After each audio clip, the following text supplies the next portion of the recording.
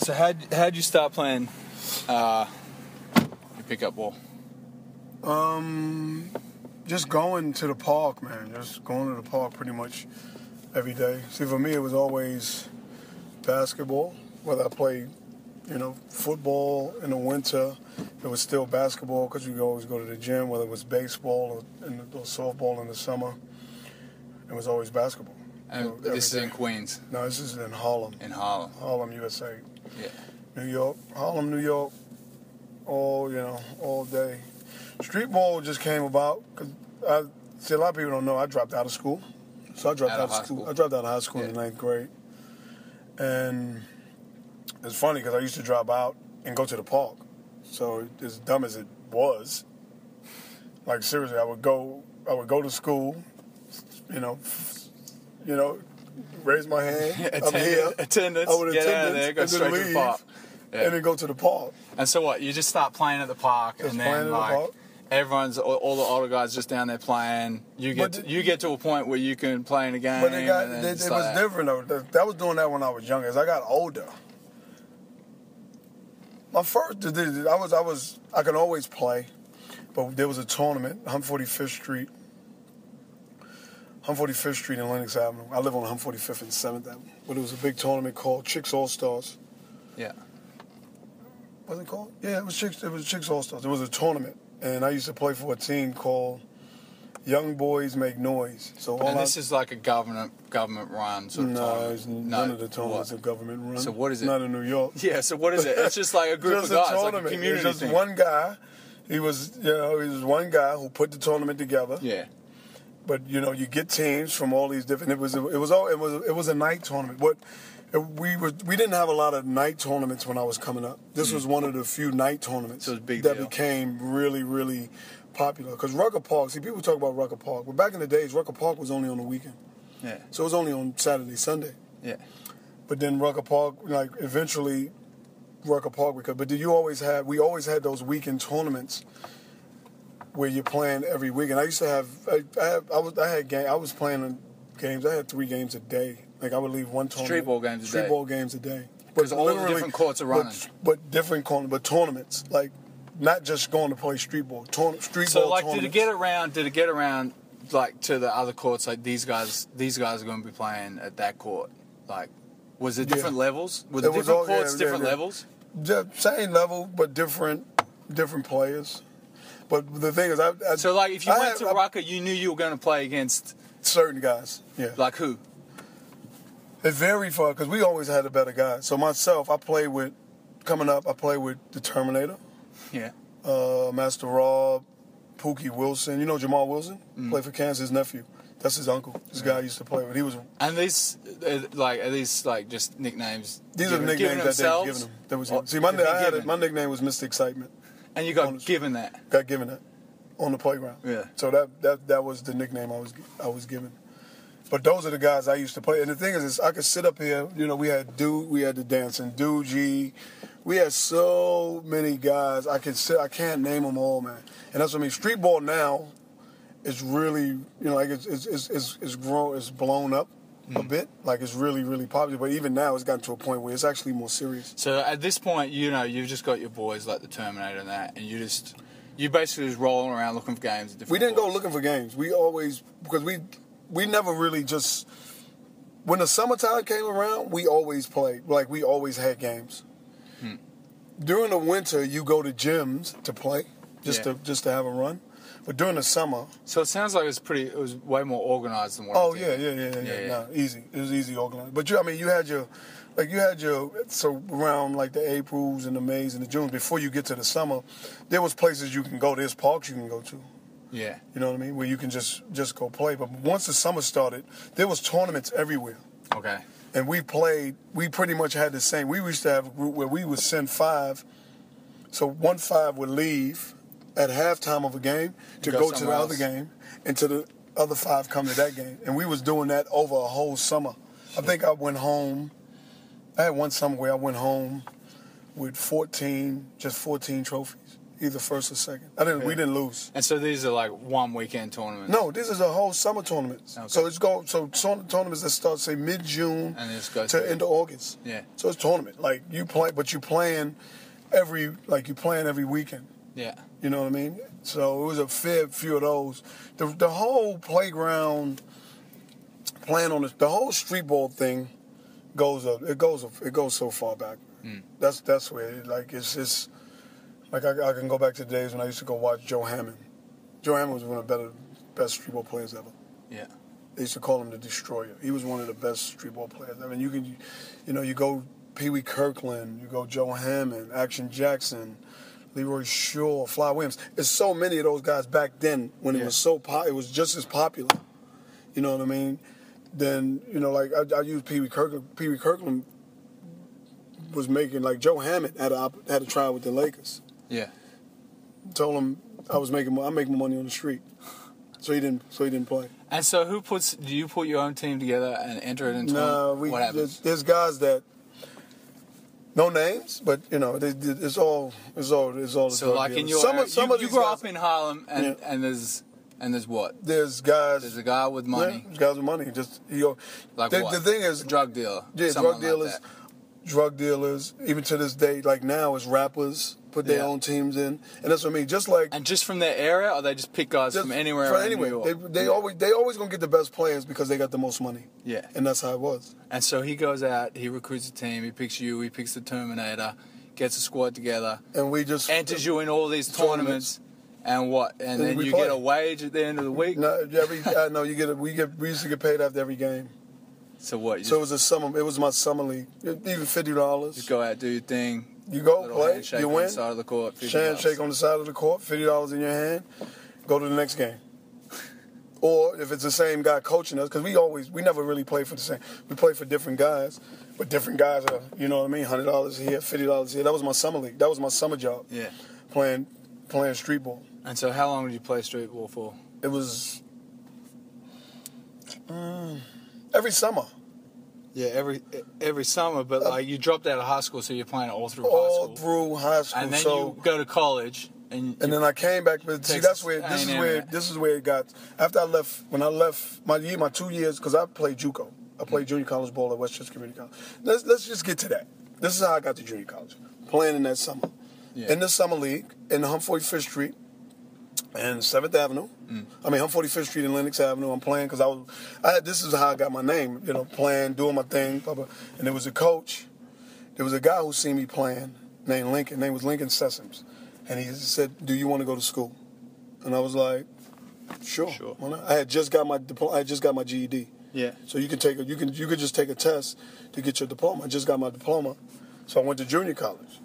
Got to JUCO, made All-American my 2 years. I made All-American JUCO. Then I ended up at Texas A&M, where I was okay. Like I made second team my last year, second team all conference, blah blah blah blah blah blah. Yeah. But every summer I would come home, I would play for guys to make money. Yeah. That was my job. And at the same time, I had three sons. My three sons. You had to support. So I had to support them. So that was my summer job. Now, it got to a point where because I was playing, then I ended up getting the opportunity to play in the WBL, which it's a 6'4" and under league, used to be in the States. So I played in that over the summer. So my summer league was done now. Yeah. Because now I'm actually playing. I could still do it, but I couldn't do it because I wasn't in New York. I would go play in this league. Same thing, but this was like a legitimate run properly. This is a league. This is a league. So all the CBA coaches are there. A couple of NBA scouts are there, things like that. So I played in this league, and that ended up getting me in the CBA. Okay. So after the CBA, and from there you're running. From the CBA, I ended up down here.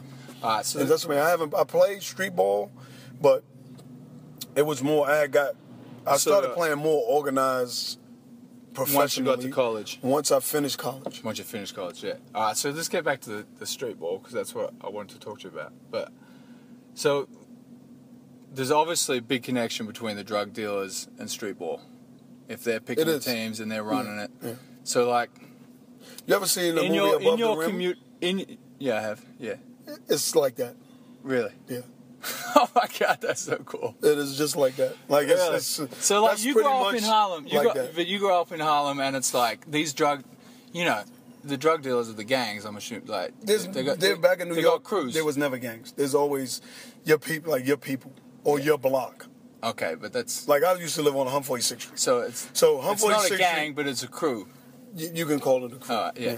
So they're running things. They pretty much. don't really run the tournament. They just run their teams. So there was But no. did they run the area you were in, like forgetting basketball? Like were they, or is it like, like If they had different areas. They had a lot of areas. my only connection to that sort of thing is The Wire. So I think it's just It's similar to The Wire. Yeah. It's kind of like it's. I mean, yeah. Yeah. It's like it's like The Wire. So what I'm getting to, like, But did it get out there that it's like, you and your fam get looked after because you're Dmac, But sort of thing? that was always that was good for me because I played. I never had. So you were known. Yeah, I was. No they wouldn't know. No one could mess with you because but they wouldn't do it anyway because I play ball. So I'm because of what I did, I was kind of like at that I wouldn't say a role model because I was still young, but a lot of those guys looked up to me because I wasn't in the streets. Yeah. You get what I mean? Yeah. This guy's trying to make I'm trying to make some of myself. I'm going to college. I'm playing college basketball. Yeah. So that's where they look out for you. So that's where can't say no names, but I used to be in college. One of my best friends was in that stuff. Nah, he was doing his thing. Yeah. And every time I come home, help you out. always help me out. Always help my family. I never had back in those days. I never had a need to want money. Because he would always sort you out. He would always take care of me. Yeah, no joke. But like I said, it was it's similar. Like I said, it's similar to when you think the drug dealing part of it is similar to The Wire, but the basketball side of it was more similar to Above the Rim. But I played in a game. Like we had a game one day where it was New York versus Queens. There was $100,000 on the line. Yeah. One game. Yeah. And so how did that happen? It was just word of mouth, just talking. So Queens, who'd you say it was again? It was New York. It was Harlem versus Manhattan versus Queens. And so I'm from Manhattan. But everybody think they got the best players. So we thought we got the best players. Queens. So they put a little their squads together. Queens came over. And it's these two drug. Sorry, I just got it. It's like two drug dealers. I don't want to assume that. Okay. I don't know. All right. Yeah. You would assume. You trying to get me to dry snitch here? No, I'm not. I'm not going to assume that. You're not snitching on anyone, man. I'm not going to assume that. Yeah. But you're trying to get me to dry snitch. It was two dealers from there and from here. And they're like, we want Dmac, on our team. But the Manhattan team, I played on the Manhattan, me, the Terminator, all the main guys. And they come with an offer, or it's just like that's a game you got to play in. No, it's a game. No, it wasn't an offer. They just, do you want to play? Yeah. I knew money was involved because I know we win. Yeah. I'm gonna get some money out of it. Yeah, let's play. I'm playing. Yeah. I wasn't one of the better. Like I was okay. I wasn't one of the better players on the team, but I still was on that team. But the net game never panned out. Because they couldn't find referees. Nobody wanted to ref that game because of the money that was on the line. Really? So we end up they found two. They got a guy from Queens to ref. They got a guy from Harlem to ref. He making calls for the Harlem guys. He making calls for the Queens guys. Game over. So they stopped it. So then we end up going to Queens to play. Couldn't find referees. So that game got completely canceled. So never done it. Never had it. So you ever had any situation like I said, my only connection to this sort of thing is movies. So, do you ever have any sort of white man can't jump situation, Ray? Pull out I'm going my car, get my gun, shoot all you. A couple of them. Couple of them. One of my best friends. Because he just. So it just gets wild out sometimes. He didn't shoot nobody. He just cleared the whole park. Really? Yeah. Just said, you fouled me, and just cracked it. Because he got mad at, I think he got mad at the ref, and you going to make that? That's the call you making? Got it, and soon everybody know who he was. So as soon as he went into his bag, everyone left. The whole park just cleared. So he just cleared. He done that twice. Like he cleared the park out twice, just doing that. So that's happened. That has happened. Wow. And I'm assuming that's where Above the Rim got it from. But it's been.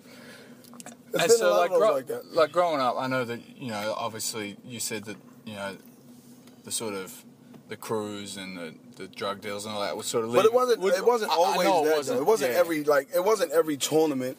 There was a like drug that. dealer. Yeah. Because there was like regular. There was regular guys coaching. There was other regular guys coaching. But they knew we was always going to win. Yeah. Because of who we had. Because we usually have the, 10, I wouldn't say the best, but we would have 10, 12 of the best players in this, not necessarily Harlem, but just Harlem, Manhattan, the Bronx, all come together. These are all of the best players. Yeah. You know what I mean? So we was going to probably win most of the time because we always had the best players. So, anyway, when they were around, they would sort of give you some leeway and stuff like that because of you, like you said, you're trying to do the right thing and all that. But when you're younger, like growing up in Harlem, did that sort of life ever like seem like an option? Like, were you ever pulled into that at all? Like guys, with the cars, you see these guys with the women and you've all got the money. You're a young kid. You've got you're not making no money. You're not doing no money. So you see that. So and that's, like I said, in my case with my 3 sons, how do I support these guys? I don't have a situation where no. If you need money, I'll just give it to you. Yeah. I don't want you touching this stuff.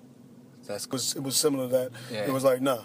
So it's like, like once they realize this guy's got some talent, this guy's got something, they look after him. Look after him. Get out of this. this. You don't have to do this. Yeah. If you need money, I'll just give you money. It was that kind of situation. Because I used to play for another guy. He was the same, and we used to go to Mount Vernon and play. And it was, he had he had his own nightclub. He had all that stuff, and he got all of. And I wasn't even on this team, but then he came and see me play. And he was like, "We need to get." Yeah. And I wasn't even one of the better ones, but he actually came. Took a liking to it. It was wild because he had a Mercedes Benz. This was back in the '80s. He had a Mercedes Benz. There was only 8 of them in the world. Yeah. And he comes and he pulls down my block, gets out the car, and everybody on the block is like, because they've never seen a car look like this. Yo, Dmac! Because I used to live on the 3rd floor, so to get you had to call me. Yeah. So I look out the window, and I look at him. I realize it's him, and I'm like, oh, shit. What have I done? Yeah, it was more like, I knew, it wasn't what I've done. It's like, it's kind of like what I've done, but in a good way. Because if this guy's coming to see me, I knew it had something to do with basketball, and I also knew it had something to do with money. Yeah. So I jetted downstairs, jumped in the car, took me shopping, took me for a ride. Listen, be here Saturday. We going to Mount Vernon. We playing in Mount Vernon on Saturday. Be here. So I met down there, went up to play, and you know how many minutes I played? Like 3 minutes. I didn't even play that much. Yeah. I wasn't even one of the better ones. But I played. Started playing in the EuroLeague, making bank and playing like 3 minutes. Yeah, that's how it was. It was kind of like that. But the thing is, we always had. But like I said, I got my name because that Young Boys Make Noise team. We was different because we was all young, but we used to play against all the college guys, and we was killing them. So that's why, and everybody was like, it's because we all end up with our own names. Like, if you know Mario Eli. Yeah, Mario Eli. Houston. Yeah, I call him Mario Eli. Kids of Death. He was on that team. It's my squad. Yeah, he was on that team. Yeah. Me and him played together. On that. Way. If you ever see him, say, "Who the Young Boys Make Noise?" He'll just bust down like he'll just lose it. Yeah. Because we pretty much, he was already one of the best players in the city anyway. Yeah. But then we were killing. and he'll always, that's how we know each other, just from that playing in that. Yeah. Young Boys Make Noise, and that's how I got my name. And then from then on, I'm everywhere I go. So I became well known. The difference is, a lot of people would like now. If I went home now, a lot of people would know exactly who I am. Yeah. They know, like from my city, people, even the Bronx. No matter where I go, people would know me from playing in that. My difference is I left. I didn't stay in it. Yeah. I started playing abroad. Yeah. You know what I mean? CBA, WBL, and then I came here for 14 years. Yeah. You know what I mean? Or 19. I've been here for 19 years. So that's why I'm there. People know me, but a lot of people don't know me. Because what it was is actually, like I said, when the olden days, Joe Hammond and those guys, great. And then it Well, came. that's it. I mean, you've obviously left some sort of legacy for Kyrie and and Dredrick to be speaking about you like that. Yeah. So, and that's what I mean. It's from back in those days. It was, I mean, it was. It's hard to say, man. It was one of the best times. Yeah. Because you could. The reason why I say that's so wild to me though, because like the most sort of gangster ghetto thing I've experienced was like driving through Thomastown. You know, like I went to Ivanhoe Grammar. Like watching The Wire, I get the shakes. You know, like so to hear this stuff. But I actually lived through The Wire. Yeah. Like come down the stairs, drugs right there. Yeah. You live shootouts on the street. Yeah. You know, looking out your window. And that's why we had to do this. That's why we had to do this because I look out my window. Don't know this. Guy gets shot people right don't know on the this, spot. Mate. No one who knows this. I've lost friends. Yeah. Because of that shit. You know, I'm in the middle. I'm in the middle of almost about to be a gunfight, because I knew both people. Say that's a pole. I'm behind the pole going, hey, yo, fellas. I'm in the middle. Stop, man. Because, one crew is there. One crew is there. Hey, worth it, man. What is wrong with you? Yeah. And then 2 days later, end up shooting it out anyway. Yeah. Nobody died. Yeah. 2 people got hurt. And what was that over? What was it over? Drugs. So same shit, man. Just in your area. Yeah. 45th Street. Drugs on 45th Street. Some drugs on 46th Street. That's one thing about the drug game. It ain't enough. It ain't enough for everybody. No. But you seem to think it is, like The Wire. Yeah. What Marlo comes in, takes over. Yeah. It wasn't his though. It was somebody else. Gets greedy. There's one more and more.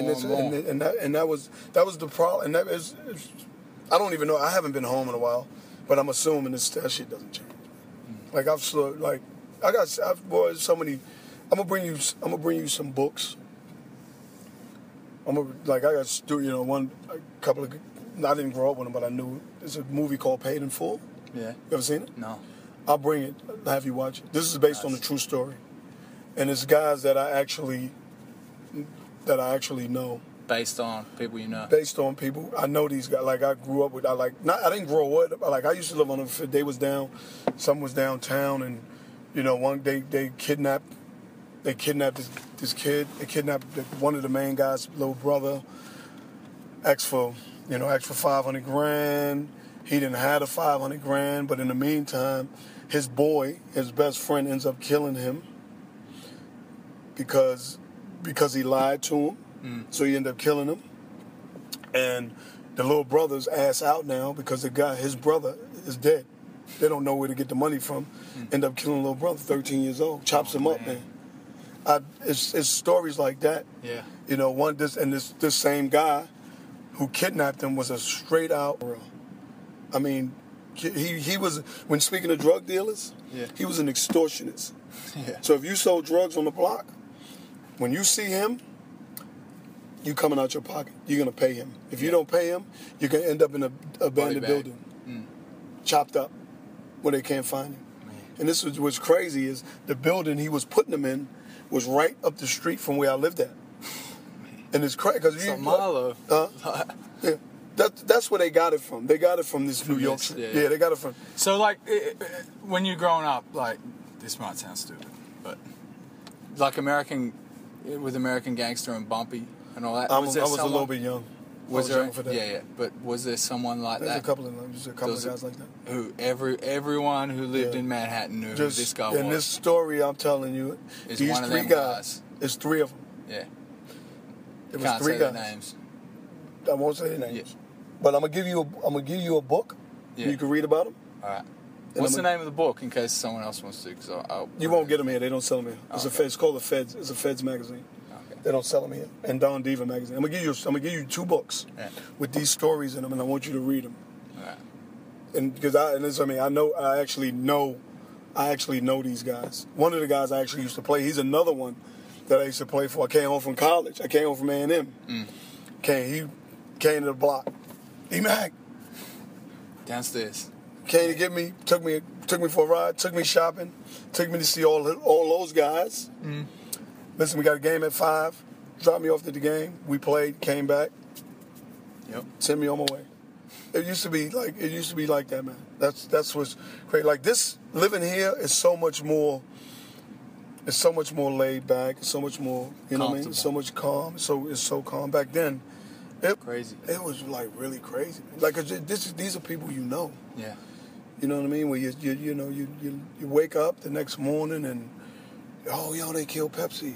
Yo they killed such and such, and you're like, because you know these these. It's something else. Every day you know these guys, and you don't want to go outside because. You know what I mean? But like I said, when I started playing ball, I became lucky. But it also got to a point where, I didn't make the NBA. So you just, to some people, not to everybody. Yeah. Like, not to everybody. So even now when I go home, I still get a lot of, I get a lot of love from guys and, good to see you doing well. And then the fact when I brought all my children out, you're getting them, because you're taking them away from this reach. Yeah. Where people respect that now. Yeah, and it's easy. Like it's one of those ways where it's easy to fall into. Like I said, because you see it. Opportunities present themselves to you, but you went the right way. You see it. Like you really like new sneakers every day. Fucking brand new one of those. Yeah, your Adidas with 4 stripes. Huh? And you're wearing Adidas with 4 stripes. Yeah, I'm wearing the cheap ones. So my mother, one pair of shoes. Goddamn. That's why you want to know the real reason why I keep so many pairs of sneakers? I had one pair of shoes. I had Converse. You used to get a hole right there. Inside of it. Right under there. Oh, yeah. And then my sock be coming out. That's why to this day. Never again. I don't even let my shoes get old. Yeah. If they get old, I get them shits to somebody else. Yeah. All right, Mac. I appreciate you, man.